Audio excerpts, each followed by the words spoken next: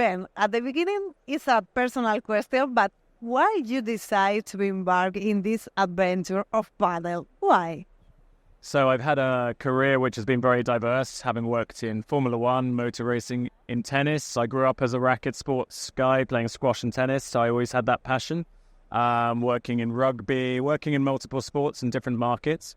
And I'd played paddle once or twice in Dubai when I went to visit there, and it's obviously a growing sport there.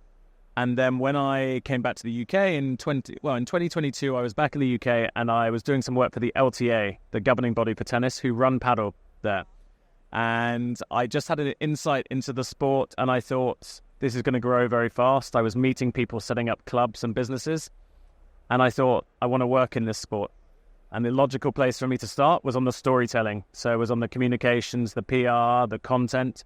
And I thought, right, I'm going to grab this with two hands and set up my own consultancy to bring paddle to the new paddle world, I call it, the new territories. And that's what Paddle 22 is.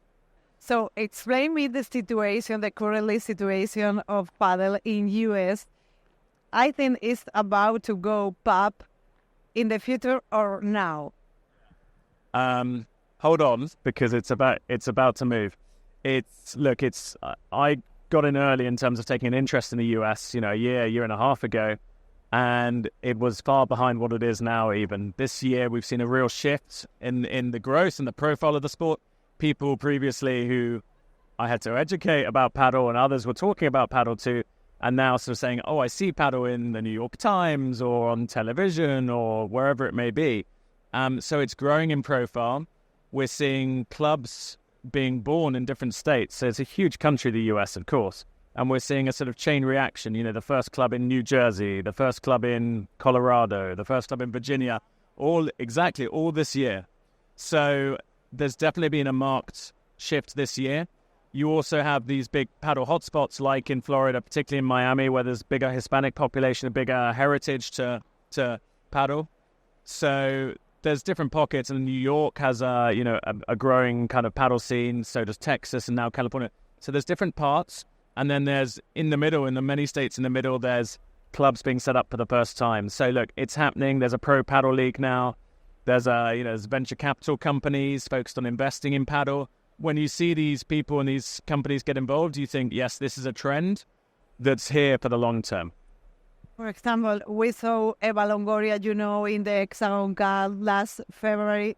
Do you think it's important VIPs invest in paddle for people in US can learn about this new sport? Absolutely, because it's a culture that thrives on celebrities and famous people and stars, the US. So particularly it's so important to transport a sport and grow its profile by having people that the public admire, like Eva Longoria, look at the Hexagon Cup. They've done a great job at this by having Andy Murray backing a team, Robert Lewandowski, the Rafa Nadal Academy. Very clever strategy to bring in people that have an enthusiasm for paddle, that are famous, and can help market it to a bigger audience. So it's absolutely huge. I've seen in the US them do it with pickleball, people like Eugenie Bouchard, the Canadian tennis player. We've seen Kim Clijsters. We've seen kind of different high-profile figures buy or invest in pickleball teams, and we're now starting to see that in paddle as well.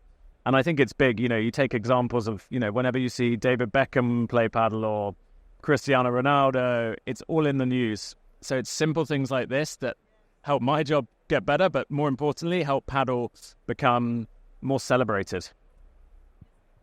In US, there are a lot of sports on TV.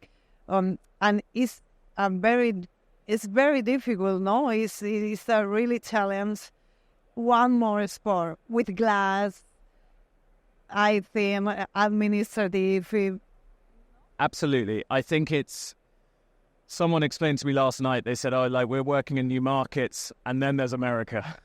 And America is different. You don't just go to America. It is a big deal. It's the world's biggest sports market. It's a huge country. Every state some describe as a different country. So it's overwhelming to start a business there, I guess. But people see it as the land of opportunity for paddle. And I think it is, it comes down to, yes, the celebrity factor. It comes down to hopefully the likes of me doing good quality marketing communications. That's my objective. it comes down to be honest, the best selling point for paddle, people playing, people going on court. I've not met anyone in my 2 years in paddle that has basically been on a court and not enjoyed it. And these are people that maybe didn't enjoy tennis or don't enjoy golf or more technical sports. But the best selling point paddle has is to play it, and then people are hooked. So, but to get there, people need to know it exists. So it's one step at a time. But I've never been more convinced that this sport is going to be popular in all parts of the world. So, do you think the strong point of paddle is the reason that you can play paddle even you don't play any sport? No, is the clue. It absolutely is. Look, I grew up playing squash and tennis, and they're both very hard sports to get to play. Paddle doesn't have that, if I'm honest. People say, easy to pick up, hard to master, so best of both worlds. People can play and hit the ball quickly, and so there's the enjoyment factor straight away. They're not like a tennis court running around long distances to pick up balls. They're having interaction with their partners, so there's a social element, there's fun. People lose points in paddle, and they quickly forget they lost it because they had so much fun in the point.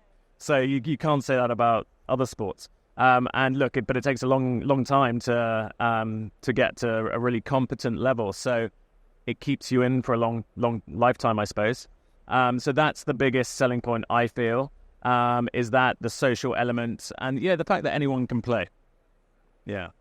And I think it's important to go with the hand with Premier Padel.